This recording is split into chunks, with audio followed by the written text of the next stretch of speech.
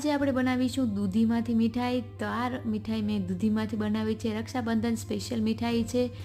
તો રેસીપી શરૂ કરીએ. દૂધીને આપણે છાલ ઉતારી તેને સમારી અને મિક્સર કે પછી ચોપરમાં સારી રીતે ચલાવી લઈશું. ઘીમાં ડ્રાયફ્રૂટને સારી રીતે રોસ્ટ કરી કાઢી લઈશું. બચેલા ઘીમાં આપણે દૂધીને પણ સારી રીતે શેકી લઈશું. હવે એમાં 1 કપ જેટલા ફૂલ ફેટ મિલ્કનો ઉપયોગ કરેલો છે મેં. તેને સારી રીતે પકાવી લઈશું. પાકી જાય એ પછી આપણે તેમાં મિલ્ક પાવડર અને થોડું નારિયેળનું ખમણ એડ કરીશું. ફરીવાર 5 મિનિટ ચલાવીશું.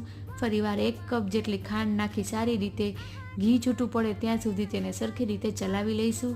મિક્સર આપણું ઠંડુ થઈ જાય એટલે તેને સરખે સરખા ભાગ કરીશું અને બાઉલનો શેપ વાળીશું. તો એકવાર વાટકી વળાઈ જાય તે પછી અહીં મેં ઘરના બનેલા ગુલકંદનો ઉપયોગ કરેલો છે. તો ગુલકંદના બોલ્સ વાળી અને ડ્રાયફ્રૂટ આપણે તળેલા હતા તેનાથી ગાર્નિશ કરીશું. તો આપણી મીઠાઈ તૈયાર છે.